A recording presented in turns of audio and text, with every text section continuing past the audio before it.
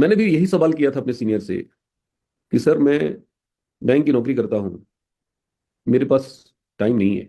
देखिए, आज बहुत सारे लोग मिलते हैं और कहते हैं कि सर मैं करना तो चाहता हूँ, लेकिन मेरे पास टाइम की बड़ी कमी है, समय नहीं मिल पाता। तो मैं आपको बता दूं कि मैं सुबह 8 बजे से रात 8 बजे तक बैंक में इन्वॉल्व होता था।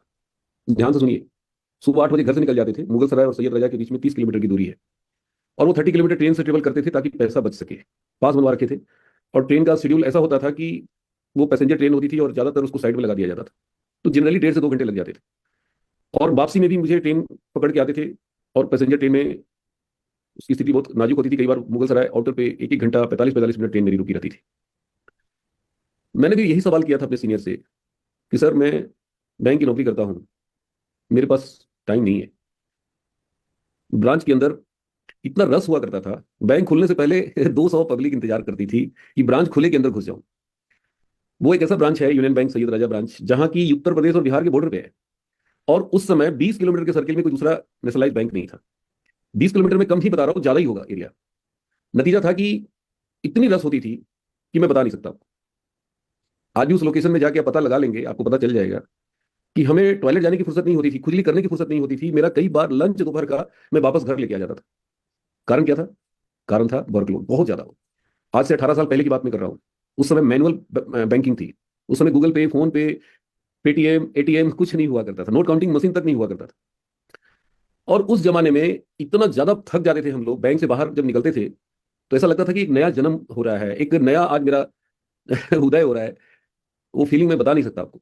हर दिन की कहानी थी। हर दिन हम जंग लड़ते थे बैंक के अंदर। और उसके बाद जब आरसी बिजनेस आया तो मैंने अपने सीनियर को यही कहा था कि देखिए भाई, मैं नहीं कर पाऊंगा, मेरे पास टाइम नहीं है। तो मेरे सीनियर ने एक बहुत अच्छा एग्जाम्पल दिया।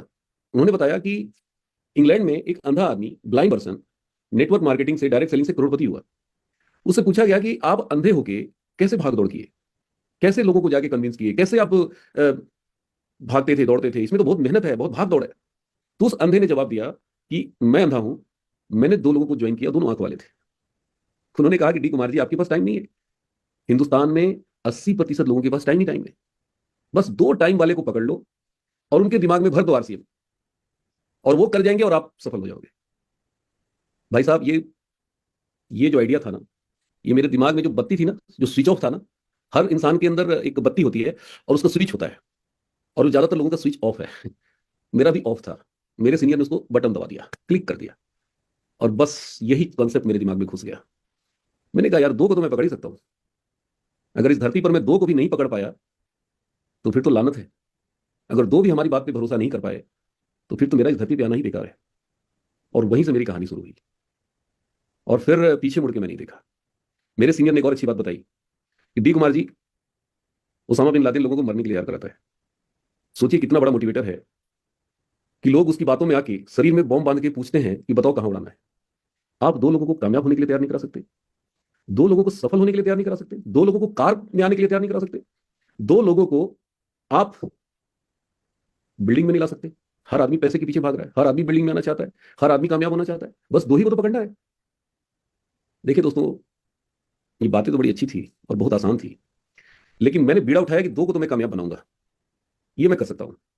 और वहां से मेरी कहानी शुरू हुई। मुझे याद है, बीसी छाबड़ा जी की ट्रेनिंग पटना में थी, और उस ट्रेनिंग को अटेंड करने के लिए मैं पटना गया था।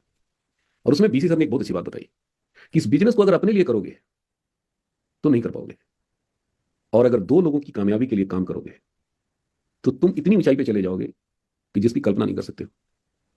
उन्होंने एक कहानी के माध्यम से बताई थी, मुझे आज भी याद है। उन्होंने बताया था कि एक लड़की थी, वो अपनी अ, आराध्य देव की पूजा करने के लिए जंगल से फूल तोड़ने गई, और वहां पे एक संत तपस्या कर रहे थे। लड़की देख नहीं पाई और उस संत को पैर से ठोकर मार दी, जिसकी वजह से उस संत की आंखें खुल गई। और क्रोध में उस संत ने उस लड़की को श्राप दे दिया। क्या दिया श्राप? कि "ए लड़की, ए नादान लड़की, तू अंधी है, देख नहीं रही थी कि मैं तपस्या में लीन था, तेरी वजह से मेरी तपस्या भंग हुई है। मैं तुम्हें श्राप देता हूं कि तू जिस जिस लक्ष्य को पाने के लिए तू ये फूल तोड़ने आई है और पूजा करना चाहती है, तुम्हारा वो मुराद कभी पूरा नहीं होगा। तुम जीवन भर कुंवारी रहोगी। ये मेरा श्राप है।" वो लड़की बहुत उदास होकर रोने लगी, बाबा से बहुत माफी मांगी, लेकिन बाबा क्रोधित थे। फिर वो आई, अपनी माता से अपनी सारी वृतांत उसने सुनाई। उसकी मां ने कहा, घबरा मत, बाबा ने तुम्हें श्राप दिया है ना, मुझे थोड़ी दिया है। मैं तेरे लिए पूजा करूंगी, मैं तपस्या करूंगी। उसकी माँ ने तपस्या करना शुरू किया, पूजा करना शुरू किया। भगवान प्रकट हुए, बोले मांगो तुम्हें क्या चाहिए। उसकी माँ ने कहा कि हे प्रभु, अगर आप मेरे ऊपर, आपकी कृपा है, मेरे से प्रसन्न है मेरी तपस्या से, तो आप मुझे एक वर दीजिए। बोले बोलो क्या चाहिए। बोले मुझे वर दीजिए कि मुझे एक सुंदर सा दामाद चाहिए। बाबा भगवान ने कहा बस इतनी सी, लो मैं वर देता हूं, तथास्तु। अब इकलौती लड़की, उसकी वर मिलेगा तो किसको मिलेगा, लड़की को मिलेगा। ये कहानी उन्होंने बताई, बीसी सर ने। उन्होंने कहा कि जिस दिन आप अपने डाउन के लिए अपने आप को बलि चढ़ा दोगे, अपनी सारी इच्छाओं की बलि चढ़ा दोगे, अपने आराम की बलि चढ़ा दोगे, अपने स्वार्थ की बलि चढ़ा दोगे, अगर एक व्यक्ति को कामयाब बना दोगे, एक व्यक्ति को, तो फिर तुम कितनी ऊंचाई पे जाओगे इसका अंदाजा नहीं कर सकते। और दोस्तों, वो ट्रेनिंग मेरी जीवन की टर्निंग पॉइंट रही। मैं वहां से आया और मैंने संकल्प ले लिया कि अब प्रलय भी आ जाएगा तो भी मैं एक व्यक्ति की कामयाबी के लिए काम करूंगा, और एक नहीं, दो के लिए काम करूंगा। और वो मैंने शुरुआत की। मैं भूल गया कि मेरा क्या होगा। आज इंसान इतना कमजोर क्यों हो गया है, इतना डरपोक क्यों हो गया है, इतनी घबराहट क्यों होती है आरसीएम करने में। कारण क्या है? सबसे बड़ा कारण है इंसान अपने बारे में सोचता है। बीसी सर ने कहा था उस ट्रेनिंग में कि आज इंसान अगर 24 घंटे में 15 घंटा जागता है, अगर वो 18 घंटा जागता है, तो सोचता है। और सोचता है तो क्या सोचता है? सिर्फ अपने बारे में सोचता है, अपनी सफलता, अपनी कामयाबी के बारे में सोचता है, अपनी चेक के बारे में सोचता है, अपनी इनकम के बारे में सोचता है।